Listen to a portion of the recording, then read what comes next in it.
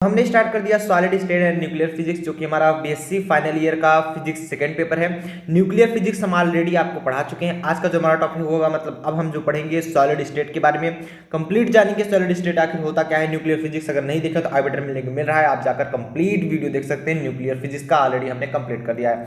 चलिए शुरू करते हैं। सबसे पहले हम पढ़ेंगे सॉलिड स्टेट में मैटर के बारे में। मैटर तीन प्रकार का होता है, solid, liquid, gas. And main चीज हम पढ़ेंगे सॉलिड के बारे में, लिक्विड और गैस इधर नहीं पढ़ना, तो सॉलिड के बारे में हम चर्चा करेंगे। चलिए शुरू करते हैं। तो हम चर्चा करने वाले मैटर के बारे में, तो आप लोग लिख लेंगे मैटर सबसे मेन टॉपिक है एंड बेसिक टॉपिक है मैटर, ये सबको पता है।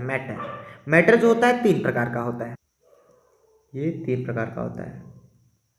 फर्स्ट हमारा होता है सॉलिड, सेकंड होता है लिक्विड एंड थर्ड हमारा आएगा गैस। सॉलिड, लिक्विड, गैस, मतलब जो मैटर होता है वो तीन प्रकार का होता है, solid, liquid and gas. And हम पढ़ेंगे सॉलिड के बारे में। यहाँ पर लिक्विड और गैस के बारे में चर्चा नहीं करना, क्योंकि हमारा टॉपिक है सॉलिड स्टेट। एंड फिर हम सॉलिड में भी पढ़ते हैं। सॉलिड भी हमारे दो प्रकार के यहाँ पर बताए जाएंगे, amorphous solid and crystalline solid. तो आप लिख लेंगे सॉलिड भी हमारे दो प्रकार के बताए गए। पहला है हमारा एमॉर्फस सॉलिड एंड सेकेंड हमारा क्रिस्टलाइन सॉलिड। ठीक, अब ये एमॉर्फस सॉलिड क्या होता है, क्रिस्टलाइन सॉलिड क्या होता है, वो हम समझेंगे इस कुछ फिगर से। यहाँ पर फिगर में दिखा जा रहा है जो क्रिस्टलाइन सॉलिड है, देख पा रहे हैं जो क्रिस्टलाइन सॉलिड है वो एक प्रकार से व्यवस्थित है। मतलब उसमें अगर किसी दो सॉलिड के बीच में अंतर पूछ लिया जाए तो सिमिलर, चाहे इसके इसके बीच में पूछ लिया जाए, इसके इसके बीच में, चाहे इसके इसके बीच में, अगर इसके इसके बीच में जितना डिफरेंस है उतना इसमें भी है, उतना इसमें भी है, उतना इसमें भी, उतना इसमें भी, मतलब कुछ सब कुछ सिमिलर है। ये हमारा क्रिस्टलाइन सॉलिड। बट एमॉर्फस में ऐसा नहीं है, एमॉर्फस में ऐसा नहीं है। तो ये होता है हमारा अंतर एमॉर्फस और क्रिस्टलाइन सॉलिड में। बात क्लियर है। सबसे पहले हम पढ़ते हैं कि सॉलिड क्या होता है, सॉलिड क्या होता है, उसके बाद हम चर्चा करेंगे एमॉर्फस एंड क्रिस्टलाइन के बारे में। सबसे पहले आप लोग हेड लगा लेंगे सॉलिड। सो देखेंगे सॉलिड क्या कहलाता है, सॉलिड किसे कहते हैं। सॉलिड में देखेंगे, आप सभी जानते हो जो सॉलिड होता है, आपको हम एक बार बता देना चाहेंगे मैटर के बारे में। मैटर ऑलरेडी सब लोग जानते हो। जैसे सॉलिड की अगर हम बात करें, इधर हम लिख लें वॉल्यूम और इधर लिख लें शेप। ठीक, वॉल्यूम और शेप। अगर हम सॉलिड की बात करें, सॉलिड का वॉल्यूम फिक्स होता है एंड शेप भी हमारा फिक्स होता है। बात करें लिक्विड की,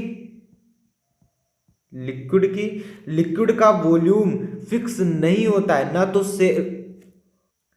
वॉल्यूम फिक्स होता है, वॉल्यूम हमारा लिक्विड का फिक्स होता है, शेप फिक्स नहीं होता है, fix not fix, it is not fix, ये फिक्स नहीं होता है, नॉट फिक्स।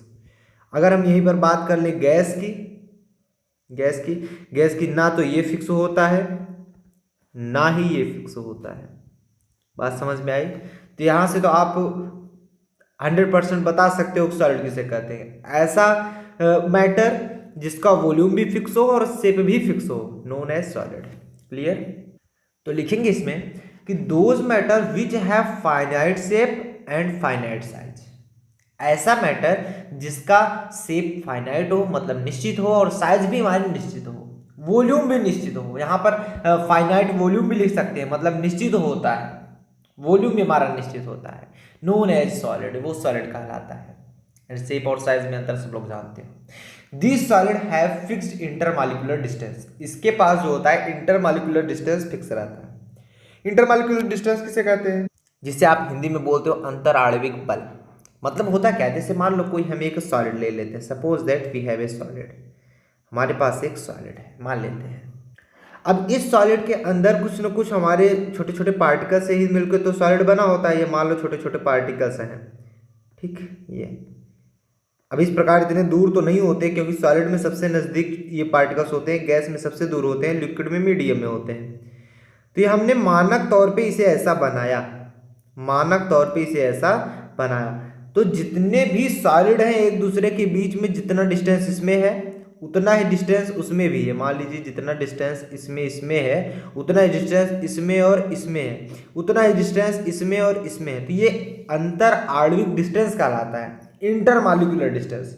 मतलब इसमें जो होता है same intermolecular distance, intermolecular distance. अब सेम इंटरमॉलिक्यूलर डिस्टेंस होता है और ये भी होता है कि सॉलिड में सबसे पास पास पार्टिकल होते हैं।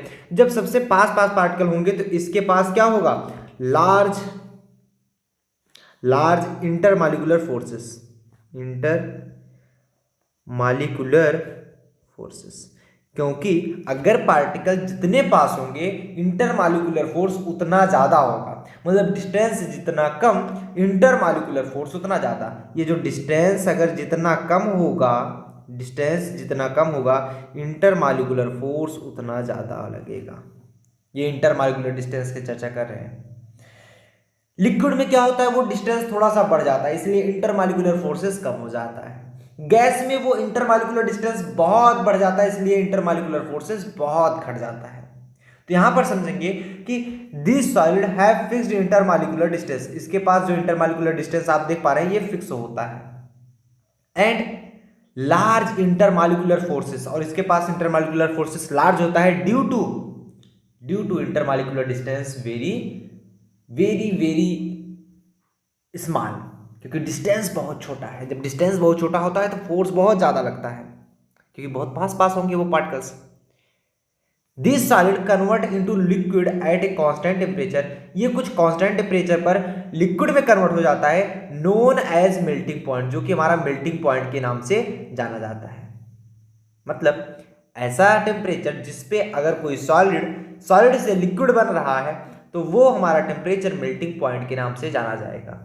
अगर वो उबलने लगता है तो बॉइलिंग पॉइंट, अगर वो लिक्विड से सॉलिड में जा रहा है तो फ्रीजिंग पॉइंट। ये सब जानते हो आप लोग। इट बेसिकली टू टाइप्स, ये दो प्रकार के होते हैं, एमार्फस सॉलिड एंड हमारा क्या होता है ये crystalline solid, amorphous solid and crystalline solid. अब हम चर्चा करते हैं एमार्फस सॉलिड किसे कहते हैं, क्रिस्टलाइन सॉलिड किसे कहते हैं, सबके बारे में चर्चा कर लेते हैं। चलिए देखते हैं एमार्फस सॉलिड किसे कहते हैं। एमार्फस सॉलिड आपने देखा कि यहां पर जो इंटरमॉलिक्यूलर डिस्टेंस है वो फिक्स, एक तो पहले तो सॉलिड है, पहली चीज तो सॉलिड है, लेकिन इसमें जो एमार्फस होता है इसमें ये अरेंजमेंट जो होता है ये पीरियाडिक अरेंजमेंट नहीं होता है। इसमें जो होता है ये पीरियाडिक अरेंजमेंट नहीं होता, नॉट पीरियाडिक अरेंजमेंट।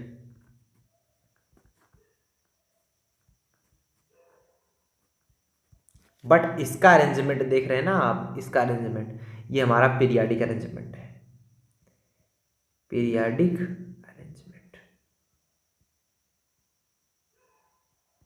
क्लियर, मतलब ऐसा सॉलिड जिसका अगर पीरियाडिक अरेंजमेंट है तो वो हमारा amorphous solid, sorry crystalline solid कहलाएगा, एंड अगर पीरियाडिक अरेंजमेंट नहीं है तो हमारा एमार्फस सॉलिड कहलाएगा। अब इसके बारे में बेसिकली जो अंतर आता है दोनों में वो क्या होता है, उसी में आपकी डिफिनीशंस भी लिखा दी जाएगी। अंतर समझ लेते हैं कि आखिर क्रिस्टलाइन सॉलिड किसे कहते हैं, एमार्फस सॉलिड किसे कहते हैं। सो फटाफट से इसको नोट डाउन करेंगे आप लोग, फटाफट से इसको नोट डाउन कर लेंगे आप लोग। टेक स्क्रीन शॉट, सुन आप लोग स्क्रीन शॉट ले लेंगे, उसके बाद हम आगे चलते हैं। तो डिफरेंस देखने के लिए एक तरफ आप ले लेंगे एमार्फस सॉलिड और दूसरी तरफ आप ले लेंगे क्रिस्टलाइन सॉलिड। तो सबसे पहला जो डिफरेंस आता है, सबसे पहला डिफरेंस तो लिखेंगे दो solid in which regular and periodic arrangement of atom do not occur known as amorphous solid. मतलब ऐसा सॉलिड जिसमें जो एटम होता है उसका regular and periodic arrangement do not occur, ना प्राप्त हो। मतलब ऐसा सॉलिड जिसका जो एटम होता है, जिसमें जो एटम होता है वो रेगुलर अरेंजमेंट में ना हो, पीरियाडिक अरेंजमेंट में ना हो, तो वो हमारा कहलाता है एमार्फस सॉलिड। जैसे आप देख पा रहे हैं यहाँ पर एमार्फस के लिए देख रहे हैं ना, ये रेगुलर में नहीं है ना तो पीरियाडिक में है, इसलिए क्या है एमार्फस। क्रिस्टलाइन क्या है, रेगुलर में होगा और सॉलिड में होगा, तो लिखेंगे इसके लिए दो सॉलिड विच है regular and periodic arrangement occur known as crystalline solid. इसमें डू नॉट अकर है, इसमें लिखेंगे दो solid in which regular and periodic arrangement. ठीक, मतलब ऐसा सॉलिड जिसमें जो एटम होता है उसका रेगुलर और पीरियाडिक अरेंजमेंट मिले, रेगुलर और पीरियाडिक अरेंजमेंट मिले, नोन एज क्रिस्टलाइन सॉलिड। जैसे कि आप बोलोगे NaCl, डायमंड हो गया, क्वार्ट्ज हो गया, तो ये सब, जैसे डायमंड को ही ले लो तो ये हमारा एक प्रकार से रेगुलर अरेंजमेंट नहीं मिलता, रेगुलर अरेंजमेंट डायमंड का नहीं मिलता, ये सब हमारे क्या कहलाते हैं, सॉरी मिलता है, डायमंड का रेगुलर अरेंजमेंट मिलता है, क्वार्ट्ज का भी मिलता है, NaCl का मिलता है, तो ये सब हमारे कहलाएंगे। क्योंकि देखिए डायमंड का शेप कैसा होता है, कुछ ऐसा, एक दूसरे से इसी प्रकार जुड़े होते हैं, कुछ इस प्रकार से, ऐसे हमारी श्रृंखला बनती चली जाती है। तो इस प्रकार से तो इनका जो रेगुलर अरेंजमेंट मिलता है, इनका जो अरेंजमेंट मिलता है वो रेगुलर होता है। एंड क्वार्ट्ज का भी रेगुलर होता है, सोडियम क्लोराइड का आल्सो हम सभी जानते हैं रेगुलर होता है। तो ये रेगुलर किस में नहीं होता, जैसे ग्लास हो गया, यूरिया हो गया, इन सब में रेगुलर नहीं होता है। बात क्लियर हुई। ऐसे सॉलिड जिसके एटम का रेगुलर और पीरियाडिक अरेंजमेंट ना मिले वो एमॉर्फस सॉलिड कहलाएगा।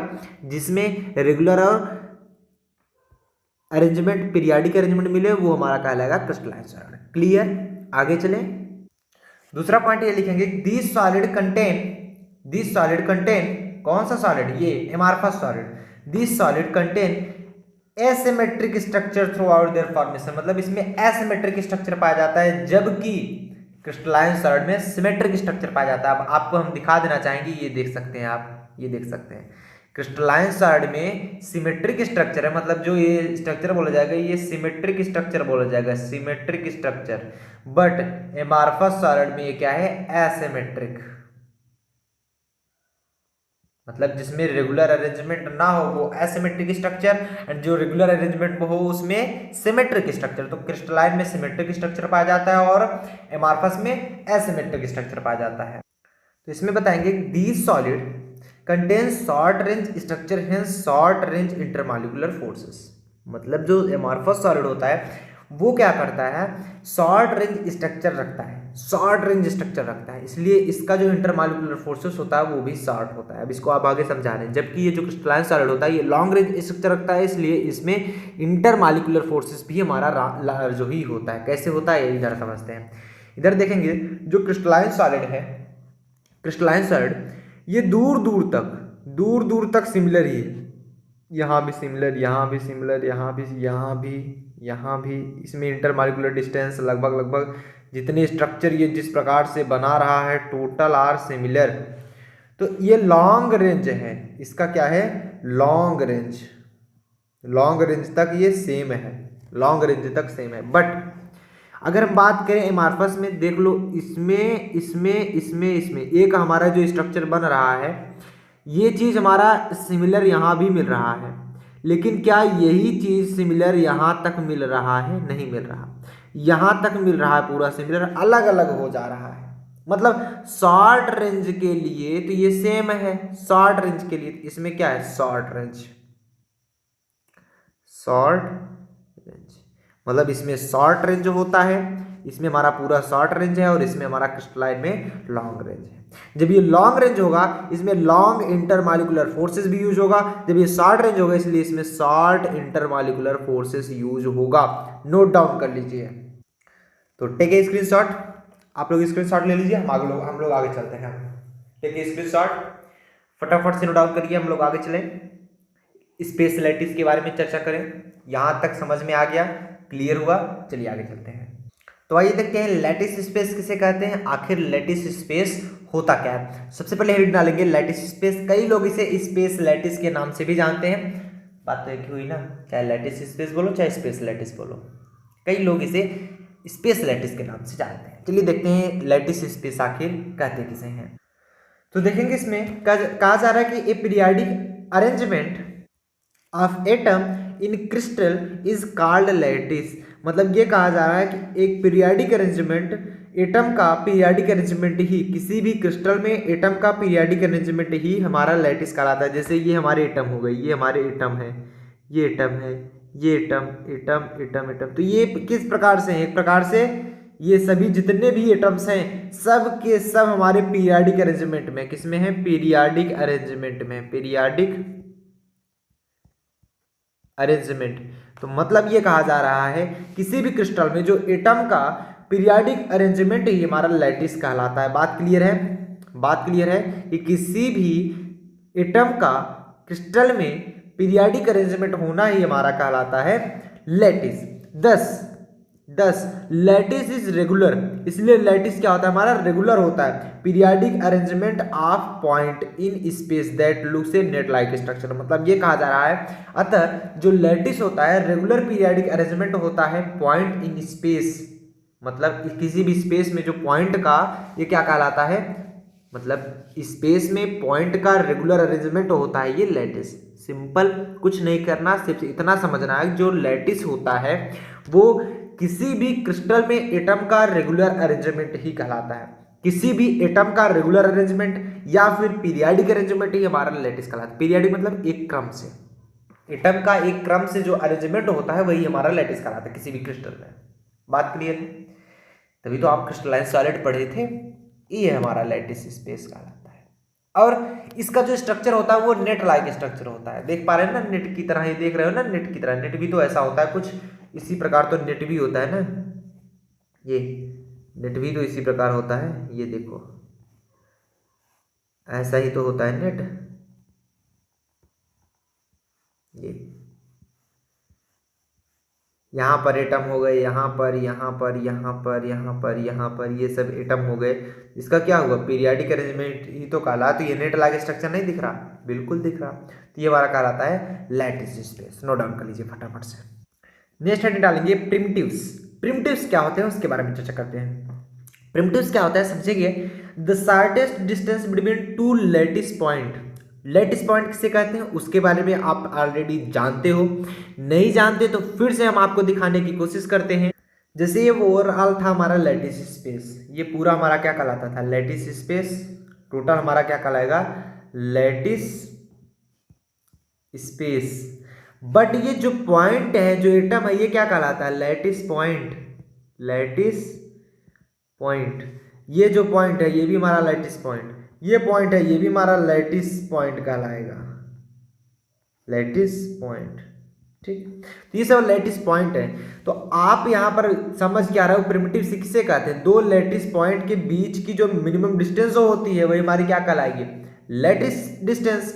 मतलब समझेंगे, जैसे मान लो ये लैटिस पॉइंट हो गया, एक पॉइंट ये, एक पॉइंट ये, इसके बीच का जो डिस्टेंस होगा, इसके बीच का जो डिस्टेंस होगा, मान लो ये देख रहे हो ना, इसके बीच का जो डिस्टेंस होगा ये, इट इज ए प्रिमिटिव। ये हमारा क्या कहलाएगा, प्रिमिटिव। प्रिमिटिव।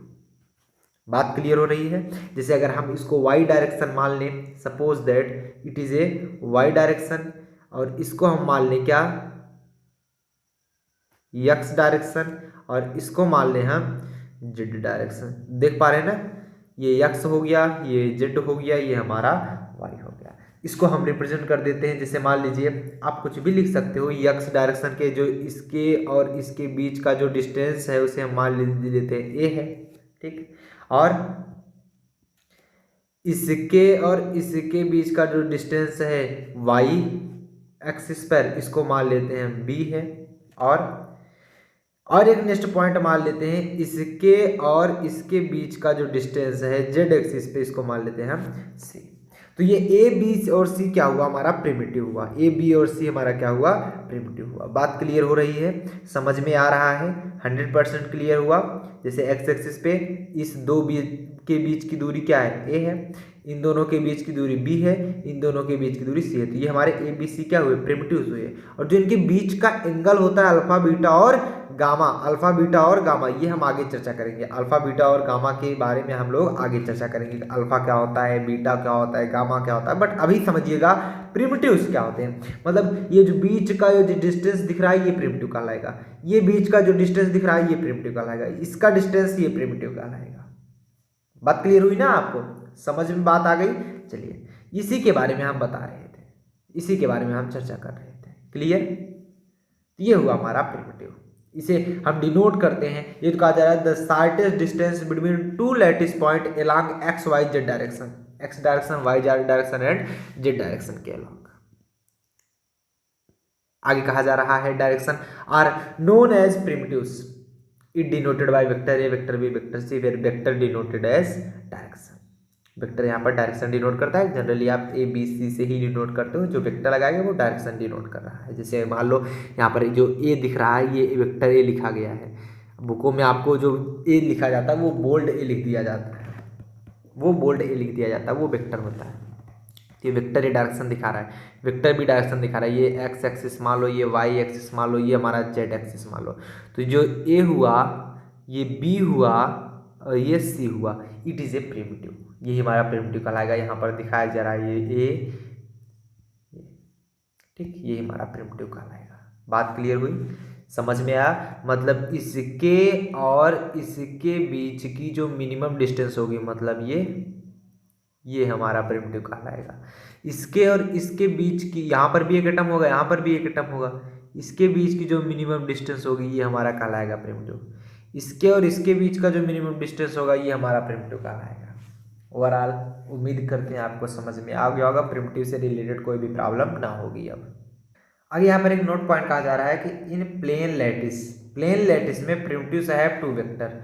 जो प्लेन लैटिस होता है उसमें जो प्रिमिटिव्स होते हैं वो दो वेक्टर होते हैं। प्लेन लैटिस मतलब अगर हम किसी एक प्लेन की बात कर लें, सपोज दैट हम इस प्लेन की बात करें, सपोज दैट आप इस प्लेन की बात करो, इसमें सिर्फ और सिर्फ दो वेक्टर होंगे, वेक्टर ए और वेक्टर बी। आप देख पा रहे हो ना, एक तो हमारा वेक्टर ए है, दूसरा हमारा वेक्टर बी। आपका वेक्टर सी वेक्टर ए हो सकता है। जैसे अगर हम इस प्लेन की अगर चर्चा कर देते तो वेक्टर सी वेक्टर ए हो जाता, या फिर इस प्लेन की चर्चा कर देते तो वेक्टर सी वेक्टर बी बन जाता। तो हम जिस प्लेन की चर्चा करेंगे वो लेकिन आएगा सिर्फ और सिर्फ दो वेक्टर। लेकिन बट इन स्पेस लैटिस की अगर हम वहीं पर चर्चा करें तो स्पेस लैटिस क्या होता है, 3D में होता है। दे कंटेन 3 प्रिमिटिव्स, वो 3 प्रिमिटिव कंटेन करता है या 3 वेक्टर उसमें होते हैं। स्पेस लैटिस क्या होता है, it is A space lattice.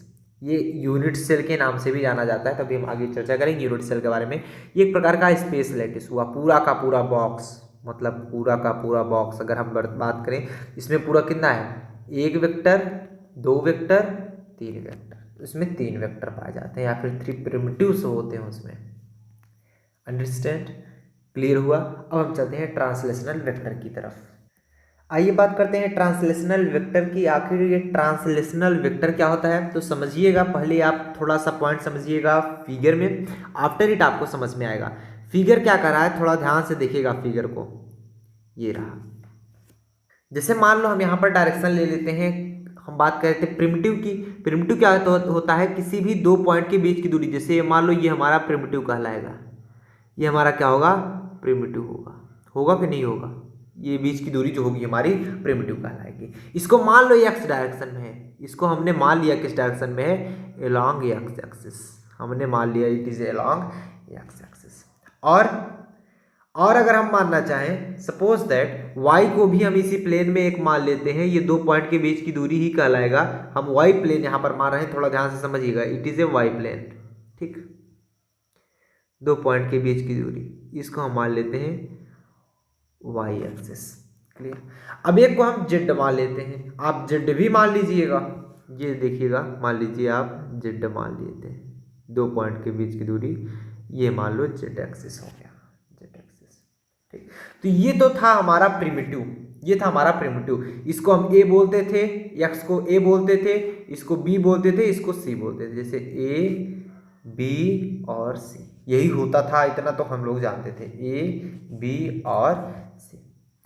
अब अगर बात करें ट्रांसलेशनल वेक्टर की, जैसे क्या आप अगर बताइएगा, जैसे अगर इस लैटिस की बात करें तो क्या इसमें एक ही प्रिमिटिव है? नहीं। एक्स डायरेक्शन जैसे ये हुआ तो ये भी तो हमारा एक्स डायरेक्शन में ही है ना, ये भी एक्स डायरेक्शन में। वाई डायरेक्शन में ये हुआ तो वाई डायरेक्शन में हमारा ये भी तो है, ये देखिए ये भी तो डायरेक्शन। इस पॉइंट के लिए बात कर लें तो ये वाई डायरेक्शन ये होगा, और एक्स डायरेक्शन हमारा कुछ ये होगा, ये रहा हमारा एक्स डायरेक्शन। और जेड डायरेक्शन की बात करें तो कुछ हमारा ये कुछ जेड डायरेक्शन होगा, ये कुछ। तो इसमें एक ही ऐसे नहीं है, ऐसे कई हमारे प्रिमिटिव है। मान लिया एक्स डायरेक्शन में, एक्स डायरेक्शन जो प्रिमिटिव है वो n1 है, वो कितना है, n1 है। वाई डायरेक्शन में n2 है, जेड डायरेक्शन में n3 है, ऐसा हमने माना। तो टोटल जो ट्रांसलेशनल वेक्टर होगा वो कितना होगा, n1a plus n2b plus n3c। कहोगे समझ में आया, क्लियर हुआ? चलिए तो यहाँ पर समझे कहा जा रहा है it is defined as identical collection of primitive. हमने पहले ही बता दिया कलेक्शन ऑफ प्रिमिटिव कहलाएगा ट्रांसलेशनल वेक्टर, कि ये जो डिफाइन किया जाता है identical collection of primitive along 3 direction X Y and Z axis, X axis में, वाई एक्सिस में एंड जेड एक्सिस में। If A B C are primitive, हमारा ए बी सी यदि हमारा प्रिमिटिव हो, मान लो एक हमारा ए हो गया, सपोज दैट हमने मान लिया ए हमारा ये ए है, ये बी है और ये सी है, ये अगर हमारा प्रिमिटिव हो जाए ए बी और सी, बात समझ रहे ना, ए बी सी और प्रिमिटिव हो of the lattice and n1 n2 n3 their integer, और n1 n2 n3 उसका इंटीजर, मान लो एक जो है लेटिस हम बात कर रहे हैं जो प्रिमिटिव ए है, ए हमारा n1 नंबर का हो, मान लो 5 हो सकते हैं, 10 हो सकते हैं, 20 हो सकते हैं, कुछ भी हो सकते हैं, हमने मान लिया n1। n2 हमारा बी के केस में, मतलब वाई एक्सिस पे n2 है, जेड एक्सिस में हमारा n3 है। तो जो ट्रांसलेशनल वेक्टर होगा for plane lattice, plane lattice के लिए सिर्फ 2 वेक्टर होते हैं। हम यहाँ पर वेक्टर की चर्चा करें, प्लेन लैटिस के लिए केवल 2 वेक्टर होते हैं। अगर आप वेक्टर की चर्चा कर रहे हो तो आप वेक्टर इसे यहाँ भी लगा सकते हो, जैसे vector A, vector B and vector C. ठीक, प्लेन लैटिस की बात हो रही है, देख लो यहाँ पर for plane lattice, plane lattice की बात करें तो ये क्या हो जाएगा हमारा vector T is equal to T for translational vector. ठीक, n1 vector A plus n2 vector B, चाहे हम ए बी की बात कर लें, चाहे बी सी की बात कर लें, चाहे सी ए की बात कर लें, तीनों में से आएगा 2 ही। अगर हम बात करें यहीं पर फॉर, यहीं पर अगर हम चर्चा करें फॉर किसके लिए, अभी तो प्लेन लैटिस के लिए हुआ था, अब स्पेस लैटिस की बात करें, for space lattice, space lattice के लिए जो ट्रांसलेशनल वेक्टर होगा, ट्रांसलेशनल वेक्टर, अगर हम स्पेस लैटिस की बात करें तो उसमें 3 डायरेक्शन में होता है, उसके लिए जो ट्रांसलेशनल वेक्टर होगा that is vector T is equal to n1 vector A plus n2 vector B plus n3 vector C. ये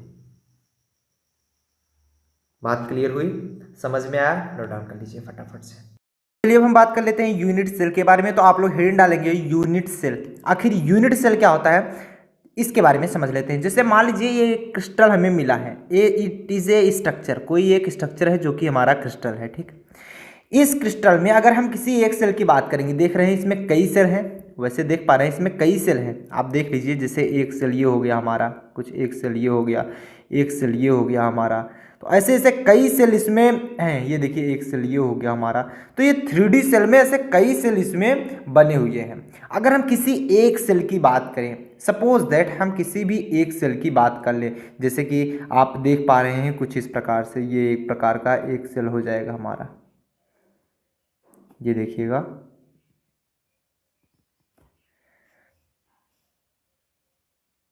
इट इज ए सेल, एक प्रकार का ये सेल है, आपको दिख रहा होगा, एक प्रकार का सेल है ये, ऐसा कुछ। ठीक, अब इसी सेल के बारे में हमें चर्चा करनी है। जैसे मान लीजिए इस पूरे क्रिस्टल में एक सेल मिला, तो इसी को हम बोलते हैं क्या, यूनिट सेल। क्या बोलते हैं, यूनिट सेल, इसी को हम बोलेंगे यूनिट सेल। बात क्लियर, समझ में आया, क्लियर हुआ। अब आगे बढ़ते हैं। तो यहाँ पर देखेंगे अगर हम इसी यूनिट सेल को हम बाहर एक स्ट्रक्चर में दिखाएं तो कुछ इस प्रकार से दिखेगा, ये स्ट्रक्चर कुछ इस प्रकार से दिखेगा, जिसमें प्रिमिटिव्स हमारा एक्स एक्सिस में ए होगा, वाई एक्सिस में बी होगा, जेड एक्सिस में सी होगा। यहाँ पर vector A, vector B, vector C दिखाया गया, आप एक्स वाई जेड भी दिखा सकते हैं। तो ये हमारा प्रिमिटिव है, ए है, बी है, सी है, ये हमारा प्रिमिटिव है। मतलब यहाँ पर एक एटम रहा होगा, यहाँ पर एक एटम रहा होगा, यहाँ पर एक एटम, सभी कॉर्नर पर एक एक एटम रहे होंगे। इस और इस एटम के बीच की दूरी हमने ए मान लिया, इस और इस एटम के बीच की दूरी हमने सी मान लिया, इसके बीच की दूरी हमने बी मान लिया। तो आप समझेंगे, तो मिला क्या हमको, इस अगर स्ट्रक्चर में से किसी एक सेल को हम बाहर निकालें तो कुछ इस प्रकार दिखेगा, दिखेगा कि नहीं दिखेगा। अब इसी को हम बोलेंगे क्या, यूनिट सेल, इसी को हम बोलते हैं यूनिट सेल। जहां पर आप देखे थे ए बी सी हमारा क्या मिला था, प्रिमिटिव, यहां पर ए और बी और सी क्या बोलेंगे, ए बी सी, ए बी और जो सी मिलेगा ये हमारा कहलाएगा प्रिमिटिव, प्रिमिटिव कहलाएगा। और जो ये अल्फा बीटा गामा है, देखिएगा alpha beta gamma, alpha beta gamma जो होता है वो एंगल ऑफ इंटरफेस होता है। क्या कहते हैं इसको, एंगल ऑफ इंटरफेस, या फिर इसी को बोलते हैं हम इंटरफेसियल एंगल, इंटरफेसियल एंगल। अब समझिएगा इसके बारे में, जैसे इसे अल्फा के बारे में ही चर्चा करें तो अल्फा ये हुआ हमारा, अल्फा तो हमारा ये हुआ, ये किसके किसके बीच में बन रहा है, ये जेड एक्सिस और वाई एक्सिस के बीच में, ये जेड एक्सिस और वाई एक्सिस के बीच में एंगल बन रहा है, तो ये हमारा एंगल ऑफ इंटरफेसियल हुआ या फिर इंटरफेसियल एंगल। तो दो वेक्टर को इंटरफेस करता है, इसलिए इसे एंगल ऑफ इंटरफेसियल बोलेंगे, अल्फा बीटा गामा। बात क्लियर हुई। किसी किसी फिगर में ए एक्स और वाई के बीच में, जैसे मान लीजिए ये हमारा एक्स डायरेक्शन हुआ, ये हमारा वाई डायरेक्शन हुआ, ये हमारा जेड डायरेक्शन हुआ, तो यहाँ पर अल्फा लिख दिया जाता है, यहाँ पर बीटा लिख दिया जाता है, यहाँ पर गामा लिख दिया जाता है। तो उससे मत कंफ्यूज होइएगा कौन सा यहाँ पर लिखा गया है, तो आपका आगे पीछे कर सकते हो, वहाँ पर दिखा दोगे कि एक्स और वाई के बीच का जो एंगल है वो हमारा अल्फा है। बात क्लियर हुई, समझ में आया। तो यहाँ पर यूनिट सेल की परिभाषा जो देंगे वो क्या देंगे, यूनिट सेल की परिभाषा जो होगी वो क्या होगी, तो यहाँ पर डिफिनीशन लिखेंगे कि it is smallest unit of space lattice. ये स्पेस लैटिस, ये पूरा हमारा क्या कहलाता है, पूरा टोटल हमारा जो फिगर है ये हमारा कहलाता है स्पेस लैटिस। जो टोटल फिगर है it is A space lattice. तो इस स्पेस लैटिस का सबसे स्मॉलेस्ट पार्ट जो होता है वो हमारा क्या कहलाता है, यूनिट सेल। देख पा रहे हैं, एक पार्ट इसका क्या कहलाएगा, यूनिट सेल। ठीक, it is A smallest unit of space lattice which give complete lattice with their regular and periodic representation. जो कि अगर इसका पीरियाडिक रिप्रेजेंटेशन कर दिया जाए, रेगुलर एंड पीरियाडिक रिप्रेजेंटेशन कर दिया जाए, तो ये एक कंप्लीट स्पेस लैटिस का निर्माण कर देता है। कैसे करेगा देख पा रहे हैं, जैसे मान लो यही एक लैटिस, एक यूनिट सेल हमने निकाल लिया। अब ऐसे इसके बगल यूनिट सेल लगा दें, इसके बगल यूनिट सेल लगा दें, इसके नीचे ऊपर हर जगह यूनिट सेल लगा दें, तो एक क्रिस्टल का निर्माण करेगा, एक स्पेस लैटिस का निर्माण करेगा। तो यही हमारा कहलाता है यूनिट सेल। मतलब स्पेस लैटिस का सबसे छोटी इकाई जो होती है वो हमारी यूनिट सेल कहलाती है, बस, और कुछ नहीं याद करनी। अगर आपको देखना है किस प्रकार से ये कंप्लीट स्ट्रक्चर बनाता है, चलिए देख लेते हैं। जैसे ये 4 प्रकार के हमारे यूनिट सेल हैं, मान लीजिए 4 यूनिट सेल हमने ले लिए, एक ये है, एक ये और एक ये, 4 यूनिट सेल हमने यहाँ पर लिए। अगर ये 4 के चारों यूनिट सेल हम पास पास रख देंगे तो किस प्रकार का स्ट्रक्चर बनाएगा, अब आप समझ लीजिए। अगर हम इसको चारों को ज्वाइंट कर दें तो ये बनाएगा कुछ लैटिस स्पेस, मतलब ये बनाएगा कुछ इस प्रकार का स्पेस, जो कि हमारा लैटिस स्पेस कहलाता है। मतलब यूनिट सेल को मिला करके लैटिस स्पेस बनता है। तो हम बताएंगे लैटिस स्पेस का सबसे मिनिमम पॉइंट जो होता है, मिनिमम यूनिट होती है, वह हमारी यूनिट सेल कहलाती है। कंप्लीट समझ में आ गया होगा, उम्मीद करते हैं आप सभी को कोई दिक्कत नहीं होगी। आगे बढ़े, अब यहाँ तक तो क्लियर समझ में आ गया। नेक्स्ट टॉपिक जो हमारा आता है ब्रेवियस लैटिस, काफ़ी इंपॉर्टेंट है, इसके बारे में हम चर्चा करेंगे। इस पर कुछ इंपॉर्टेंट न्यूमेरिकल्स भी आते हैं, उसके बारे में भी चर्चा करेंगे, डोंट वरी। ब्रेवियस लैटिस किसे कहते हैं कि all the crystal divided among 7 system, जितने भी क्रिस्टल होते हैं सभी 7 अलग अलग सिस्टम में डिवाइडेड होते हैं, सभी 7 अलग अलग सिस्टम में डिवाइड होते हैं। And each system contain different type of space lattice, और जितने भी सिस्टम होते हैं सब डिफरेंट टाइप के स्पेस लैटिस को कंटेन करते हैं on the basis of primitive and interfacial angle. मतलब कहा जा रहा है जो क्रिस्टल होते हैं वो डिवाइडेड होते हैं, 7 अलग अलग भागों में डिवाइड किए जाते हैं। अब कौन कौन से भाग होते हैं, cubic, trigonal, hexagonal, tetragonal, orthorhombic, monoclinic and triclinic, उसके बारे में हम अभी चर्चा कर रहे हैं, डोंट वरी। मतलब जितने भी क्रिस्टल होते हैं सब के सब 7 अलग अलग सिस्टम में डिवाइड होते हैं and contain different type of space lattice, और वो डिफरेंट अलग अलग टाइप की स्पेस लैटिस को रखते हैं। किसके बेसिस पर, प्रिमिटिव एंड इंटरफेसियल एंगल के बेसिस पर वो अलग अलग स्पेस लैटिस भी रखते हैं। आगे यहाँ पर कहा जा रहा है, जैसे समझिएगा, जैसे कोई भी क्रिस्टल हो गया, कोई भी हमारा क्रिस्टल हो गया, क्रिस्टल अलग अलग 7 प्रकार के, 1 2 3 4 5 6 और 7 अलग अलग प्रकार के सिस्टम कंटेन करता है, 7 अलग अलग प्रकार के सिस्टम कंटेन करता है, सिस्टम। ठीक, मतलब ये कोई अलग सिस्टम होगा, ये अलग सिस्टम, ये अलग सिस्टम, ये सब अलग अलग सिस्टम होंगे, सभी के नाम अभी हम बता रहे हैं। और जितने भी सिस्टम होते हैं, अगर हम सिस्टम देखा जाए, सिस्टम हमारे 4 प्रकार के अलग अलग बांटे गए हुए हैं। System divided into 4 types, system ही हमारा 4 प्रकार से डिवाइड किया जाता है। सिस्टम में हमारा 4 प्रकार से डिवाइड किया जाता है। कौन कौन से? सिंपल क्रिस्टल हो गया, बॉडी सेंटर्ड क्रिस्टल हो गया, और फेस सेंटर्ड क्रिस्टल हो गया, एंड बेस।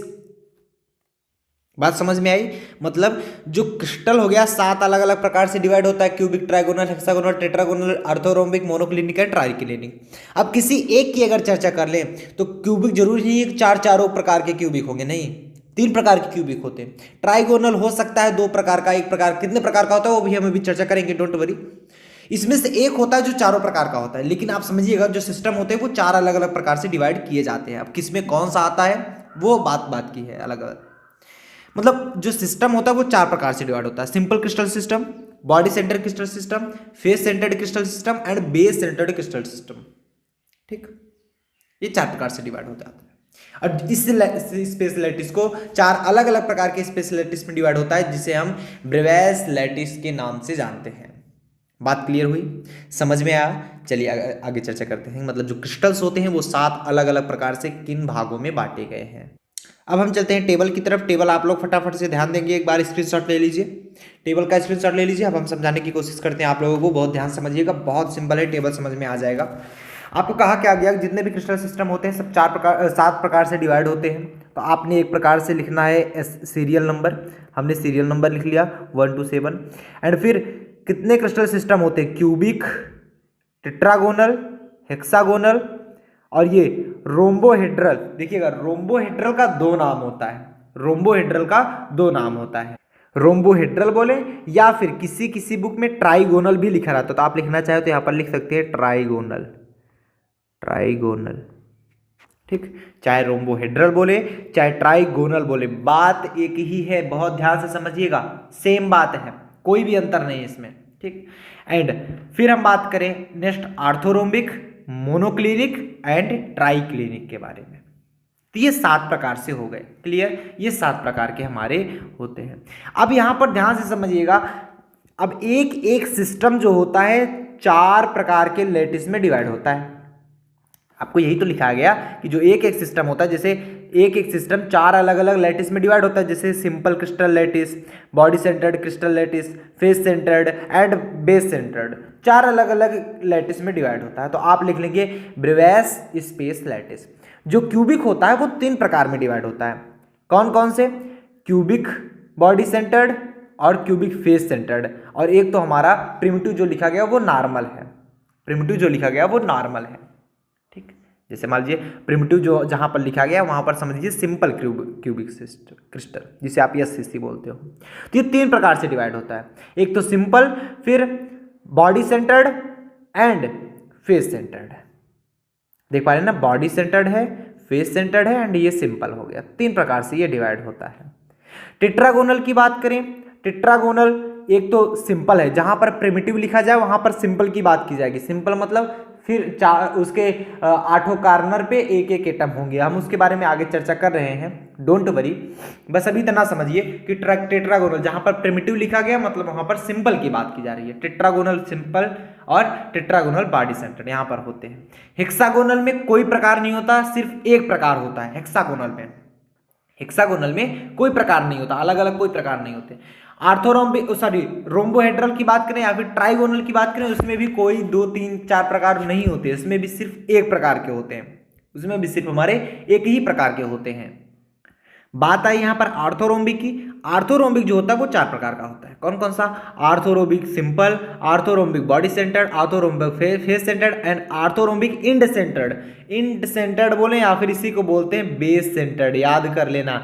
इंड सेंटर्ड बोले या फिर बेस सेंटर्ड बोले, बात एक ही है। ऊपर जो आप लिखे हो यहाँ पर बेस सेंटर्ड क्रिस्टल सिस्टम, यहाँ पर अथवा करके आप इंड सेंटर्ड क्रिस्टल सिस्टम भी लिख सकते हो, यहाँ पर इंड सेंटर्ड, ताकि आप याद रहो, end centred crystal system, crystal system.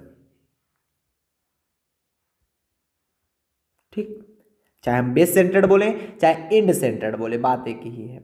अभी हम फिगर दिखाएंगे तब आपको समझ में आएगा। मोनोक्लिनिक की बात करें तो monoclinic simple and monoclinic end centred या फिर बेस सेंटर्ड। ट्राइक्लिनिक में प्रकार नहीं होते, सिर्फ ट्राइक्लिनिक के बारे में जानोगे। मतलब आपको क्यूबिक में 3 प्रकार मिले, टेट्रागोनल में 2 प्रकार मिले, आर्थोरोम्बिक में 4 प्रकार, मोनोक्लिनिक में फिर से 2 प्रकार, अदरवाइज तीनों में ये ट्राइक्लिनिक, हेक्सागोनल एंड रोम्बोहेड्रल इसमें प्रकार नहीं होते हैं। अब हम चलिए नेक्स्ट पर चलते हैं। इज लेंथ बोला गया या फिर इज लेंथ के अलावा आप इसे क्या बोलते हो, प्रिमिटिव बोलते हो, तो इसे आप प्रिमिटिव भी लिख सकते हो, चाहे प्रिमिटिव लिखो चाहे इज लेंथ लिखो, बात एक ही है। 2 पॉइंट के बीच की दूरी मिनिमम डिस्टेंस ही हमारी इज लेंथ कहलाती है या फिर प्रिमिटिव कहलाती है। तो जो क्यूबिक में होता है उसमें a = b = c होता है, मतलब सभी के सभी प्रिमिटिव से बराबर होंगे एंड एंगल जो होते हैं वो अल्फा बीटा गामा 90 डिग्री का होता है। ठीक, टेट्रागोनल में a = b does not equal to c होता है, एंगल हमारे इक्वल होते हैं 90 डिग्री। बात करें हेक्सागोनल में तो a = b does not equal to c हो जाता है, बट यहाँ पर अल्फा = बीटा = 90 डिग्री होता है, गामा = 120 डिग्री होता है। रोम्बिक की बात, रोम्बोहेड्रल की बात करें या फिर ट्राइगोनल की बात करें तो इसमें ट्राइगोनल के लिए ध्यान समझिएगा, इसमें जो होता है ट्राइगोनल में इसमें होता है a = b = c, a = b = c and जो एंगल आता है हमारा अल्फा बीटा गामा इक्वल तो होता है बट 90 डिग्री का नहीं होता है। जैसे मान लो 90 से कम हो सकता है, 90 से ज़्यादा हो सकता है, जितना भी होगा इक्वल होगा, अल्फा बीटा गामा हमारा इक्वल होगा, लेकिन बट 90 डिग्री नहीं होगा। समझ पा रहे हैं। आर्थोरोम्बिक की बात करें तो इसमें ना तो a बराबर होगा b के, ना तो c के बराबर होगा। इसमें अल्फा बीटा गामा तो बराबर होते हैं बट ये 90 डिग्री के बराबर नहीं होंगे। बात सही समझ में आ रही है ना, क्लियर हो रहा है ना। चलो, ये आर्थोरोम्बिक के लिए थोड़ा सा पॉइंट मिस है, थोड़ा सा मेरी प्रिंटिंग है, यहाँ पर ध्यान से समझ लीजिएगा। ये इक्वल टू 90 डिग्री होता है, डज नॉट इक्वल टू नहीं होगा, equal to 90 degree, equal to 90 degree, 90 degree के बराबर होता है। मतलब यहाँ पर अगर हम कट करके इक्वल टू 90 डिग्री, ये 90 डिग्री के बराबर होता है। वहाँ पर थोड़ा सा मिस प्रिंटिंग थी, does not equal to 90 degree लिखा गया था, बट समझिएगा a b c तो बराबर नहीं होते बट ये 90 डिग्री के बराबर होता है। मोनोक्लिनिक की बात करें इसमें a b c बराबर ऑलरेडी नहीं होंगे बट अल्फा और बीटा 90 डिग्री, गामा हमारा 90 के बराबर नहीं होगा। एंड अगर हम ट्राई क्लिनिक की बात करें, ट्राई क्लिनिक में भी हमारा ए बी सी बराबर नहीं होगा, बल्कि अल्फा बीटा के बराबर नहीं होगा, ना तो गामा के बराबर होगा, ना तो ये 90 डिग्री के बराबर होगा। सो नोट डाउन कर लीजिए फटाफट से। अब इसको याद कैसे करें, ये पीरियडिक टेबल तो देख लिया, आप याद कैसे करें इसको, चलो देखते हैं इसको याद किस प्रकार से किया जाएगा। थोड़ा सा एक थोड़ा फनी ट्रिक आपको हम बताने की कोशिश करते हैं जिसके द्वारा आपको हमेशा याद रहेगा, थोड़ा दिमाग लगेगा, आपको समझ में आएगा। चलिए देखते हैं ट्रिक क्या है हमारी। तो इसका जो ट्रिक है, ट्रिक थोड़ा ध्यान से समझिएगा। तो इसका जो ट्रिक है CT HT motor, CT HT motor, इतना याद हुआ कि नहीं याद हुआ? CT HT मोटर, बस इतना याद करना है आपको, CT HT motor, CT HT motor. ठीक, अब हम आपको याद करवाते हैं इसमें सिमिलर क्या क्या है, क्यों हम CT HT मोटर किए। C फार क्या होता है आप याद करो, C फार क्यूबिक, C फार क्यूबिक, T फार यहाँ पर क्या बोलोगे, आपको एक बात यहाँ पर याद करना पड़ेगा। CT HT मोटर में आपको एक बात याद करना पड़ेगा, या तो आप CTR कर लो यहाँ पर, फिर आपको समझ में आएगा। अदरवाइज अगर आप याद कर सको तो कर दीजिए। T यहाँ पर C के साथ जो T लगा है उसमें आप ट्राइगोनल लगाओगे, ट्राइगोनल लगाओगे। H जो है वो हमारा क्या है, हेक्सागोनल, ये चीजें हेक्सागोनल, हेक्सागोनल। इसके साथ जो T है उसमें लगाओगे आप टेट्रागोनल, टेट्रागोनल। फिर आता है हमारा यम, यम से क्या होगा, मोनोक्लिनिक, यम से क्या होगा, मोनोक्लिनिक। ये देखिएगा यम, यम, यम OTR, यम से होगा हमारा मोनोक्लिनिक, यहाँ पर लिख लो मोनोक्लिनिक। ओ से क्या होता है हमारा, ऑर्थोरोम्बिक, ऑर्थोरोम्बिक, और TR फॉर ट्राइक्लिनिक, ट्राइक्लिनिक। बस इतना याद करना है आपको। याद हुआ कि नहीं याद हुआ, बस यहीं पर एक पॉइंट याद करिएगा, C के साथ क्यूबिक के साथ ट्राइगोनल लगता है और हेक्सागोनल के साथ आप टेट्रागोनल लगाओगे, हेक्सागोनल टेट्रागोनल, बस ये याद करना है, हेक्सागोनल टेट्रागोनल। ठीक, समझ में आया? Hexagonal, tetragonal. क्यूबिक के साथ आप ट्राइगोनल लगाओगे। अब देखो सीटी में दोनों में एक चीज बराबर है, एक चीज यहां पर कॉमन हो रही, क्या? इसमें भी हमारा a equal to B equal to C है और इसके लिए भी a equal to B equal to C है। देखो है कि नहीं है?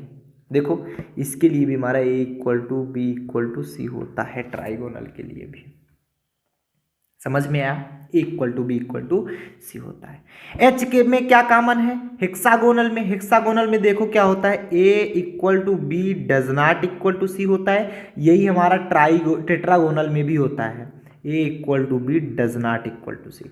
और जितने हमारे मोटर में आते हैं सब के सब a does not equal to B does not equal to C, a does not equal to B does not equal to C and a does not equal to B does not equal to C. Clear हो रहा है आपको? समझ में आ रहा है कैसे हुआ भाई? सीटी में जो लगाओगे क्यूबिक ट्राइगोनल में तो तीन के तीनों बराबर होते हैं हमारे प्रिमिटिव्स। एंड आपको एचटी में जो लगाना है हेक्सागोनल टेट्रागोनल में, इसमें a equal to B does not equal to C, a equal to B does not equal to C. बात करें मोटर में, मोनोक्लिनिक, ऑर्थोरोम्बिक और ट्राइक्लिनिक में इसमें तीन के तीनों बराबर नहीं होते हैं। अब बात आई एंगल कैसे याद करें, बात आई एंगल कैसे याद करें, ये भी बड़ी विडंबना हुई।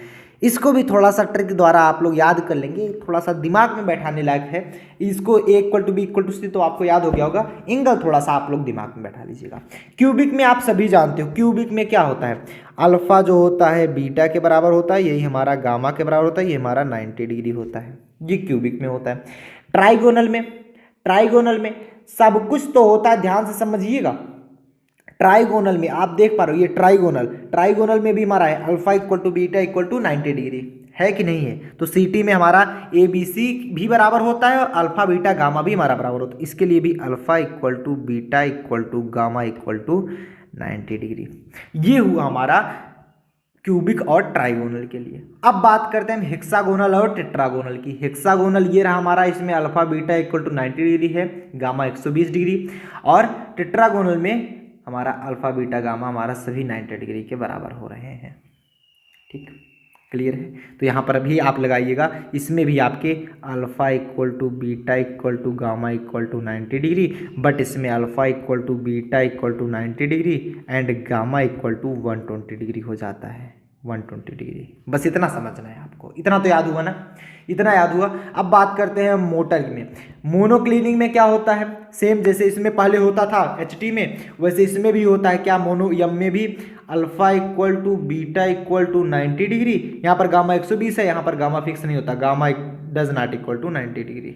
ये 90 डिग्री नहीं होगा, कुछ भी हो सकता है आपका। इसमें 120 डिग्री होता है, कहीं कई बुकों में 120 भी लिख दिया गया है। हाँ, 90 के बराबर नहीं तो 120 का होगा, लेकिन जरूरी नहीं कि 120 से ही हो। इसमें मोनोक्लिनिक में 90 नहीं होगा, बस 90 डिग्री नहीं होगा। आर्थोरोम्बिक में क्या होता है, आर्थोरोम्बिक में simple alpha equal to beta equal to gamma does not equal to 90 degree, मतलब अल्फा बीटा गामा तो बराबर होगा लेकिन 90 डिग्री के बराबर नहीं होगा। ट्राइक्लिनिक में कुछ भी बराबर नहीं होगा, alpha does not equal to beta does not equal to gamma. उम्मीद करते हैं आपको याद हो गया होगा, उम्मीद करते हैं आपको याद हो गया होगा। समझ में आया? सीटी में क्या होगा, alpha beta gamma 90 degree, alpha beta gamma 90 degree दोनों में। एचटी में क्या होगा, हेक्सागोनल में alpha beta 90 degree, gamma 120 degree. Tetragonal में हमारा क्या होगा, अल्फा बीटा गामा हमारा 90 डिग्री ही होता है। मोनोक्लिनिक में अल्फा बीटा 90 डिग्री होगा, गामा 90 के बराबर नहीं होगा। आर्थोगोनल में क्या, आर्थोरोम्बिक में क्या होता है, अल्फा बीटा गामा हमारा बराबर होता है लेकिन 90 के बराबर नहीं होता है। ट्राइक्लिनिक में तीनों बराबर नहीं होते। उम्मीद करते हैं ट्रिक आपको याद हो गई होगी। चलो आगे बढ़ते हैं। अब चलिए सबसे पहले हम बात करते हैं क्यूबिक के बारे में। पहले हम क्यूबिक के बारे में बात करेंगे, बारी बारी से हम सबके बारे में बात करेंगे। क्यूबिक में वो भी क्यूबिक सिंपल में, cubic body centred and cubic face centred, तीनों के बारे में चर्चा करेंगे। तो सबसे पहले आप लोग हेड डालेंगे क्यूबिक क्रिस्टल सिस्टम। तो हेड डालेंगे cubic crystal system. Cubic crystal system क्या होता है, कहा जा रहा है here for cubic crystal system we have simple cubic, face centred cubic and body centred cubic. हमारे पास तीन प्रकार के होते हैं, एससी जिसे आप बोलोगे सिंपल क्यूबिक, एफसीसी जिसे आप बोलोगे face centred cubic and BCC जिसे आप बोलोगे बॉडी सेंटर्ड क्यूबिक। ठीक, बॉडी सेंटर्ड क्यूबिक। इससे बेस सेंटर्ड क्यूबिक मत समझिएगा, इसमें होता ही नहीं बेस वाला, बेस वाला तो ऑर्थोरोम्बिक में मिलेगा वही। तो तीनों टाइप आपको दिखाया गया है। सिंपल क्यूबिक किसे बोलते हैं, इसको देख रहे हैं आप, ये टाइप हमारा ये वाला है, मिल रहा है कि नहीं मिल रहा, ये हमारा सिंपल क्यूबिक सिस्टम, इसे आप बोल सकते हो सिंपल क्यूबिक। ये हमारा कहलाएगा सिंपल क्यूबिक।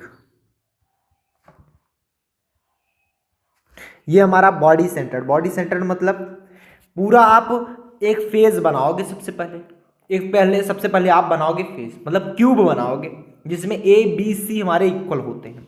जब आप क्यूब बनाओगे, क्यूब के बीचों बीच, पूरे बीचों बीच, मतलब यहाँ पर दिखा जा रहा है ना, क्यूब के अगर हमारे ये जहाँ पर विकर्ण एक दूसरे से मिल रहे हो, देख पा रहे हैं ना, ये यहाँ से ये पॉइंट लाकर यहाँ पर मिल रहा है, ये पॉइंट यहाँ पर मिल रहा है, ये यहाँ पर और ये यहाँ पर, सभी आकर यहाँ पर मिल रहे हैं, तो यही हमारा क्या कहलाएगा, बॉडी सेंटर्ड कहलाएगा।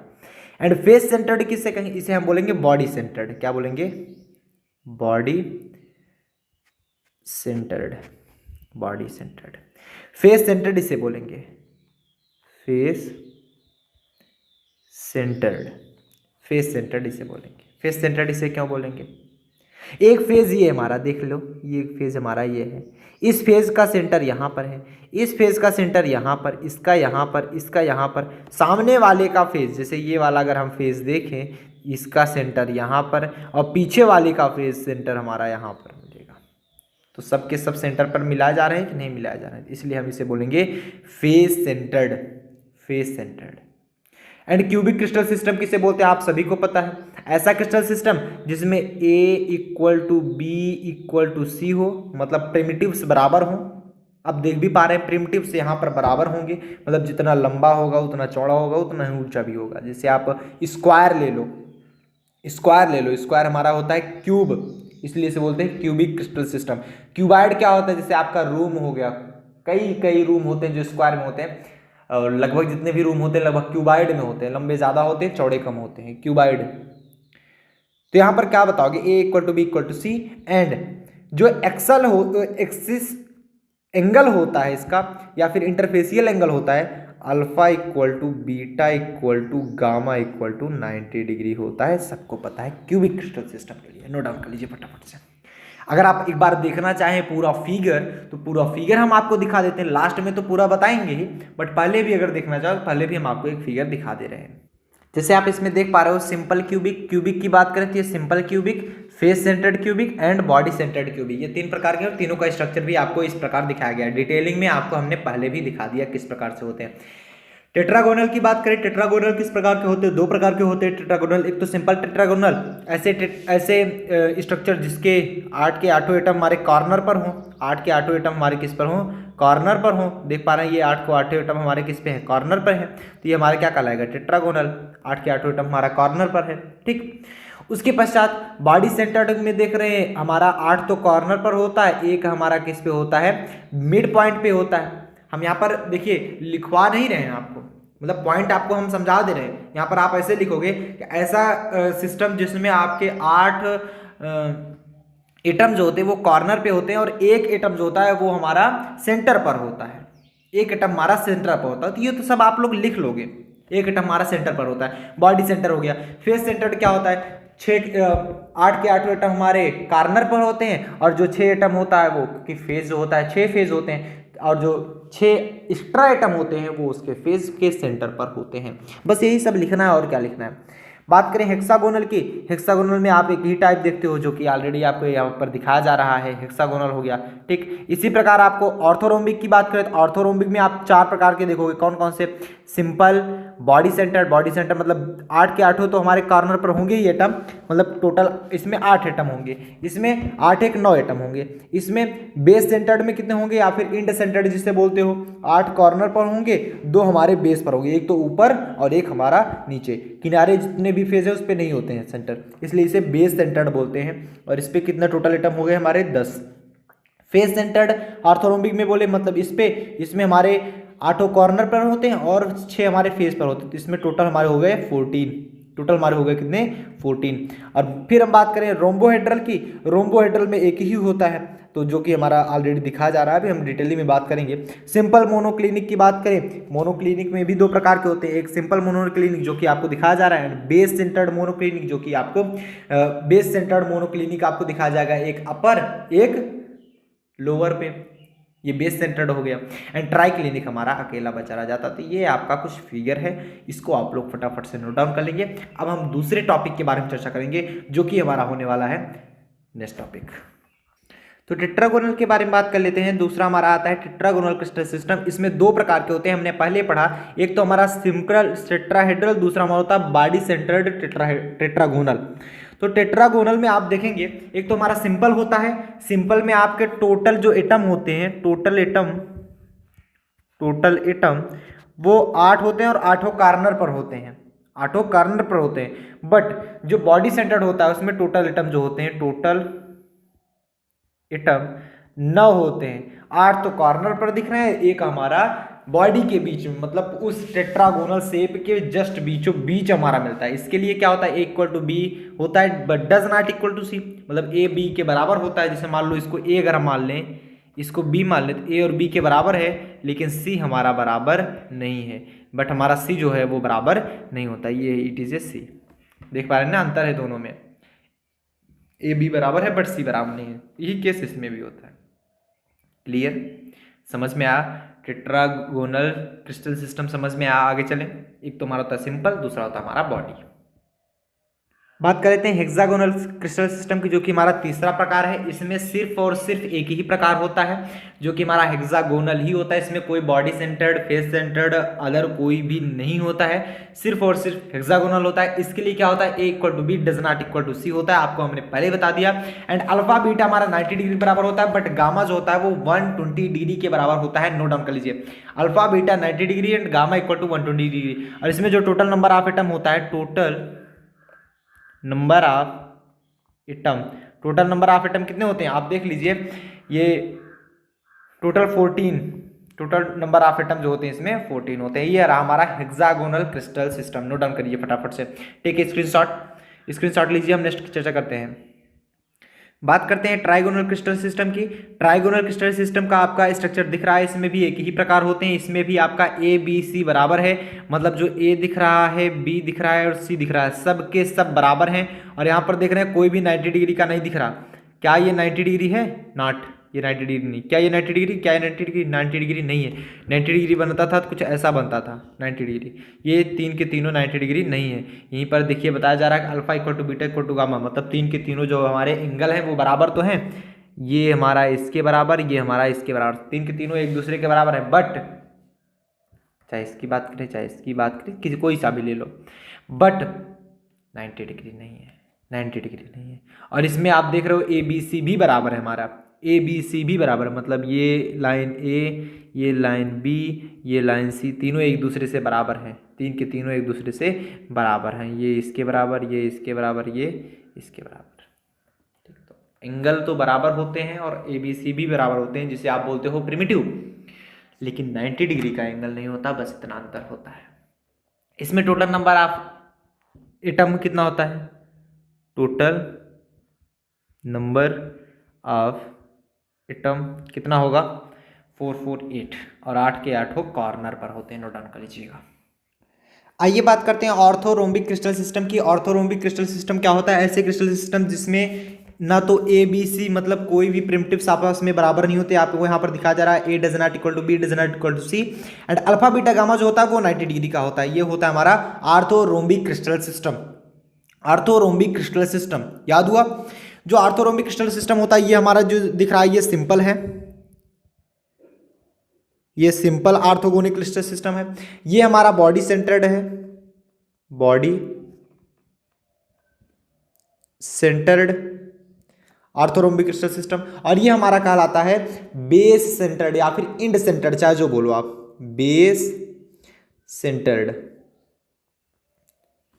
इसमें टोटल नंबर ऑफ एटम्स कितने हैं इसमें अगर चर्चा करें, टोटल नंबर ऑफ एटम्स 8 हैं।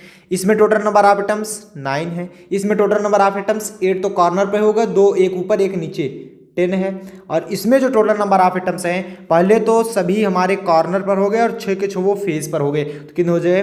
14। इसमें टोटल नंबर ऑफ एटम्स 14 होते हैं। बात क्लियर हुआ ना? ऑर्थोरोम्बिक क्रिस्टल सिस्टम लिख लोगे, किसी कोई प्रॉब्लम तो नहीं? आगे चला जाए, बहुत बढ़िया, समझ में आया?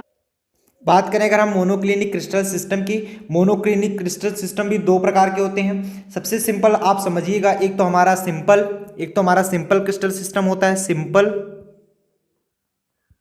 मोनोक्लिनिक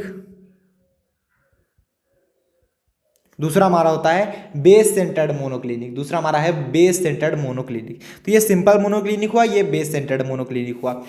इसमें देखेंगे मोनोक्लिनिक में क्या कंडीशन होती है, ना तो ए बी सी तो तीनों आपस में बराबर नहीं होते, तो इधर आप देख रहे हो ए बी सी तीनों आपस में बराबर नहीं है, और अल्फा गामा 90 डिग्री होता है, अल्फा और गामा 90 डिग्री होता है। आप देख भी पा रहे हो, ये देखिए ये रहा हमारा अल्फा, ये रहा अल्फा 90 डिग्री, ठीक।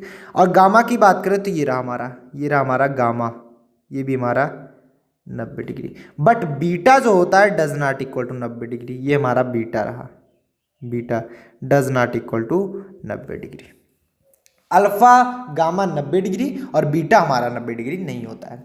बेस सेंटर्ड में क्या होता है, सेम कंडीशन होगी, बस ये ऊपर बेस पर, मतलब ऊपर और नीचे दो हमारे एटम्स एक्स्ट्रा रखे गए होते हैं। इसमें टोटल नंबर ऑफ एटम्स कितने होते हैं, 8। इसमें टोटल नंबर ऑफ एटम्स यहाँ पर लिख लो, टोटल नंबर ऑफ एटम्स 8 होते हैं। इसमें टोटल नंबर ऑफ एटम्स जो होते हैं, total number of atoms that is equal to कितने बचे, 10। 8 तो कॉर्नर पे, 2 हमारा, एक ऊपर एक नीचे। ये रहा हमारा monoclinic crystal system, note down कर लीजिए।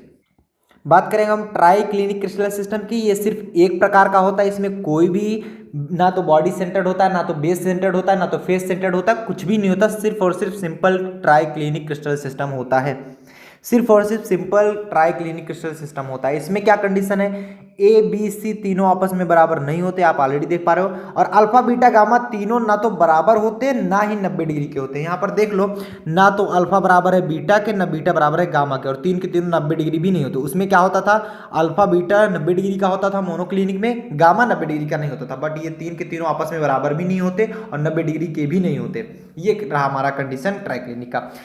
इसमें टोटल नंबर ऑफ एटम्स देख लेंगे। इसमें टोटल नंबर ऑफ एटम कितने होते हैं, 8/8 कार्नर पर दिख रहे हैं, तो टोटल नंबर ऑफ एटम जितने भी सिंपल क्रिस्टल होते हैं वो 8 एटम ही रखते हैं। टोटल नंबर ऑफ एटम जो होते हैं वो होता है इसमें 8। ठीक, बात समझ में आ गई। तो आज के लिए बस इतना है, मिलते हैं नेक्स्ट वीडियो में जो कि हमारा मिलर इंडिसेस होगा नेक्स्ट वीडियो में। तब तक के लिए आप लोग बढ़िया से इसका रिवीजन करते रहिए, और आपको ये जो पीडीएफ नोट्स है लिंक भी डिस्क्रिप्शन बॉक्स में दी गई है, आप वहां से जाकर डाउनलोड कर सकते हैं। मिलर इंडिसेस जानने के लिए आप फटाफट से सब्सक्राइब का बटन प्रेस कर लीजिए, तुरंत आप लोग सब्सक्राइब का बटन प्रेस करेंगे, सब्सक्राइब नाउ। अगर आप सब्सक्राइब करे रहेंगे तभी नेक्स्ट वीडियो की नोटिफिकेशन आपको मिलेगी, अदरवाइज हम लाइव आएंगे और आप नोटिफिकेशन नहीं पाओगे और लाइव चैट नहीं कर सकते। बाद में देखोगे लेकिन लाइव का ऑप्शन आपको नहीं मिल पाएगा। इसलिए मैं बार बार कर रहा हूं कि अगर आपको लाइव क्लास आनी है, लाइव क्लास ज्वाइन करनी है, क्योंकि अगर आप सब्सक्राइब किए रहोगे तो आपको आधे घंटे पहले कोई सा भी लाइव क्लास आएगा उसके आधे घंटे पहले नोटिफिकेशन मिल जाएगी, और बेल आइकन दबा के प्रेस करके ऑल नोटिफिकेशन पर कर देना, अदरवाइज नोटिफिकेशन की कोई चांस नहीं। तो सब्सक्राइब करो, बेल आइकन जरूर प्रेस कर देना। मिलते हैं नेक्स्ट वीडियो में मिलर इंडिसेस के साथ। मिलर इंडिसेस जो होता है, जो मिलर इंडिसेस है बहुत इंपॉर्टेंट टॉपिक है मिलर इंडिसेस, ठीक, इंडिसेस। इससे रिलेटेड हम इंपॉर्टेंट क्वेश्चंस भी बताएंगे, क्वेश्चंस भी पूछे जाते हैं। तो नेक्स्ट टॉपिक जो होगा हमारा मिलर इंडिसेस के बारे में होगा। पढ़ते रहिए, मेहनत करते रहिए, टिल देन बढ़िया पढ़ाई करें। मिलेंगे अगली वीडियो में। All the very best.